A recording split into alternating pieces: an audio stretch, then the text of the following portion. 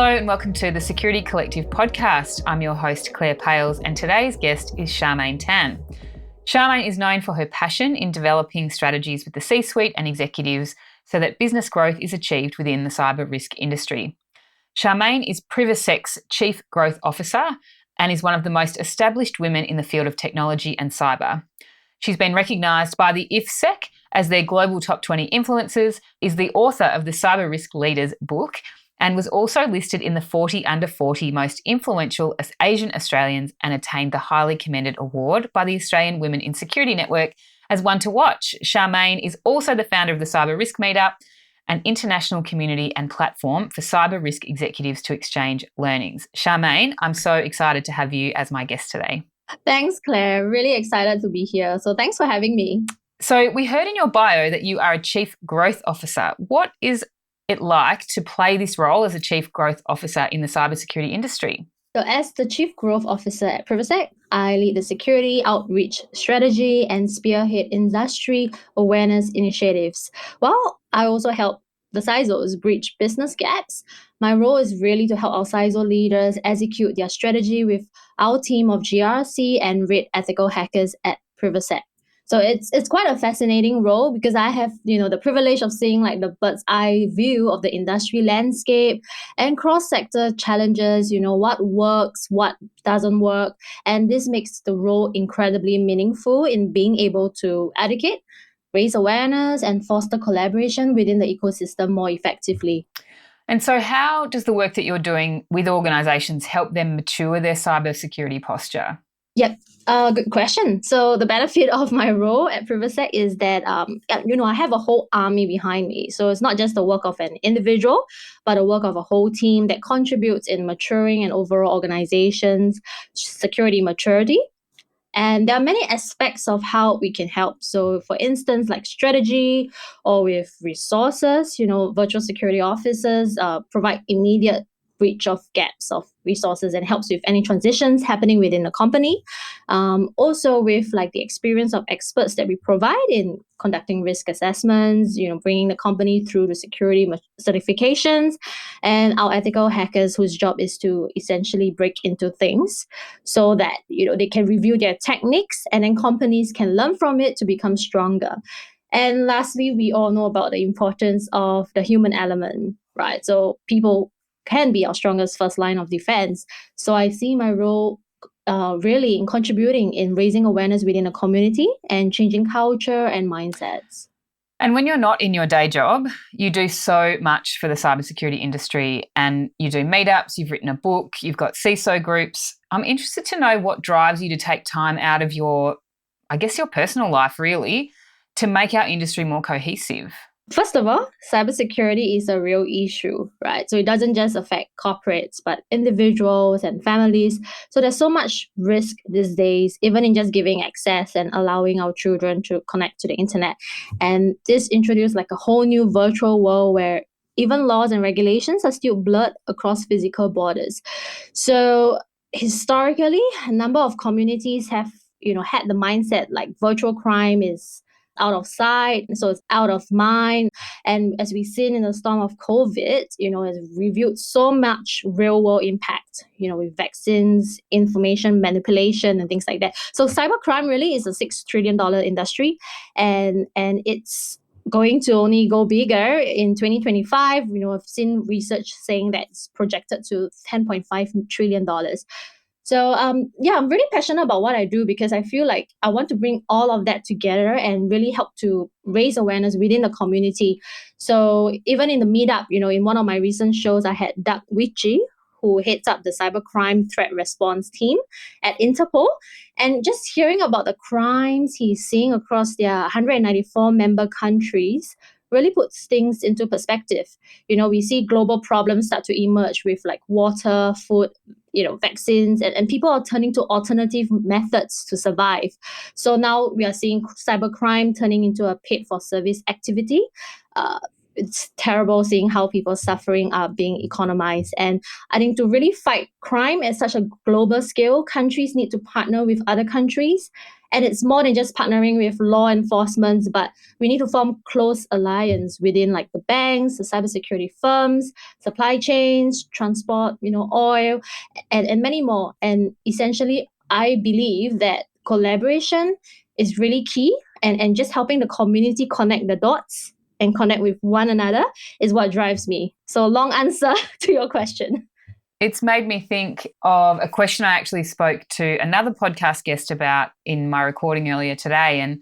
And we were talking through the human impact of cybercrime and of ransomware and incidents. And you've touched on it just there, where you've said that you've sort of talked about the other side of it, where people are turning to cybercrime because it is a lucrative industry. And we were talking on another episode about the impact of cybercrime or incidents, I suppose, on the pipeline in America and how people couldn't buy fuel, and the meat packing where thousands of casual workers had no work to do because the factory was shut down. And even with Channel 9 and the newspapers not being able to print, that's sort of the community impact. But I really like the kind of lens you've put across it around people turning to cybercrime where as an income stream. Yeah, that's definitely a sad progression. Oh no, I don't know how to say this.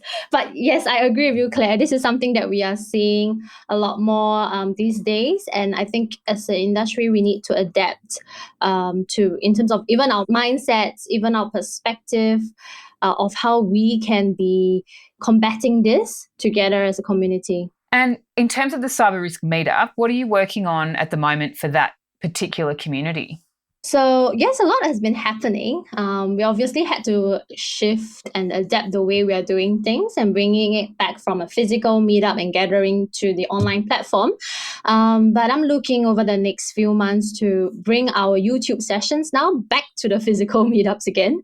And I have been actually looking at organizing get-togethers and networking opportunities for the community. But we'll see how it goes, because this time last year that, a lot of things happened, compelled us to go online, but we did see a lot of great fruits because we were able to bring community together across like 6 cities in one sitting. And we had, even direct airtime with special guests from the US, which allowed more transfer of knowledge and experience across countries, not just industries. I guess the benefit of the pandemic has been that you can interact with people. Even though time zones still play a role, you can interact with people, like-minded professionals, experts in cyber and in other verticals, much easier than before, because you don't have to fly them to the destination. Everybody just kind of gets on board. And have you found that it's made it a richer experience for the people who are part of the meetup? Yes, definitely. Because the feedback that we've gotten from the community is really encouraging. They love being able to tap into the knowledge of experts from other countries, because there are different cultural aspects to consider as well. And it's quite enriching to see how, the different leaders have been doing it in their space and learning from their approaches and learning from their success and failures as well. And I also wanted to ask you about your book. And this season on the podcast, we've got a few authors in the cybersecurity industry. And I'm interested to know how your book came about and what were you hoping people would learn from it? What was sort of the central question or central theme that you were trying to communicate? I started out actually connecting with individuals, a little by little, step by step, and helping to introduce and plug in people with the community. So when I founded the Cyber Risk Meetup back in 2017, I wanted to use the platform to give a spotlight to unsung heroes or experts that didn't have a platform for their voice. Over the years, I had the privilege of having more than 1,000 over coffees with different executives from different industries, including the former CISO to President Obama, the world's very first CISO. I think he took up the CISO role in New York for Citibank, then known as Citicorp, in the 1995. Spoke to counterterrorism heads, FBIs. I just had a session with the NASA CISO, actually, who is in a very different world of cyber risk. So I really wanted to capture all of these insights and share that with the industry. And that led to me writing my book, the first book on cyber risk leaders, which is about providing global C-suite insights, leadership and influence in the cyber age. The book alone had more than 70 CSX across industries and countries from the US, UK, Australia, Israel, Singapore, and many, many more. And so they gave their time to you to be interviewed so that I guess you could gather their stories and their insights on what they were experiencing. And it's a great opportunity for others to read the book and reflect on how they could implement some of those learnings themselves. Yes, definitely. And I'm always interested, as an author myself, I'm always interested to know, what did you learn through the process of becoming an author, and particularly an author of a cybersecurity book? Yes, by the way, I must say, Claire, very impressed and inspired by your own journey. And when you talk about us authors, what do we learn? I mean, there's so much, right? We learn a lot. And I don't know how to put that into a simple way. But what I can say is that I'm very humbled by the people that I've met and more impressed by the different leaders that we have in our industry, because I see them all doing their own bit in fighting to keep their companies and employees safe. And also, I'm very inspired by those who have gone before us, who have been very generous in mentoring. I mean, Claire, you're one example, because I remember giving you a call once, when I was so new in my journey as well in terms of writing, and you were giving me some great tips and how to go about it. And I thought that was very generous of you to share your knowledge freely and your experience. So definitely this is a good time to give you a thanks to you and a shout out to you as well. And I'm a product of people who have been generous in mentoring and giving back to the next generation, people who have backed me up, saw my passion and potential years ago, and they've given me so much of their time to share their wisdom. So I'll leave this takeaway for our listeners. There's a huge amount of value in surrounding yourself with people who are different to you. Diversity breeds innovation and growth, and helps you as an individual and a business to level up together. So in this time, where we face rapidly evolving landscapes, in order to be sharp, we have to be flexible and be disruptive in our thinking. Be creative, be disruptive in our leadership and in building your company culture. I think it's a great message, because given the way of the world at the moment, there's no way we could have discovered or predicted that we were going to be in this position. And as we record this, Sydney-siders in Australia are about to go back into lockdown, and it's so unpredictable. And as you say, we have to have diversity of thought, but we also have to be innovative in how we're going to secure organisations, but also individuals as the world continues to change. It's scary and exciting all at the same time as people who work in the industry. Yeah, I totally agree with you. So yeah, interesting times that we are living in, but I think we are all doing really well, staying together, supporting each other, and just encouraging each other as well. I think having empathy is so important in times like this. Absolutely. Thanks so much, Charmaine. It's brilliant to have you on the podcast. Good to catch up with you again. We will put all the details in the show notes of the Cyber Risk Meetup, your book, how people can find you. And from everybody in our industry, thank you so much for all the hard work that you put in to making us more cohesive and a more collaborative industry. Thank you so much, Claire. And I'll say the same back to you. So thank you very much for having me.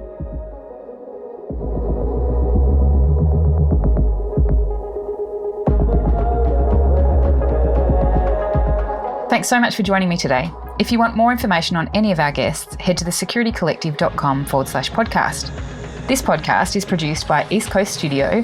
I'm Claire Pales, and I look forward to seeing you next week.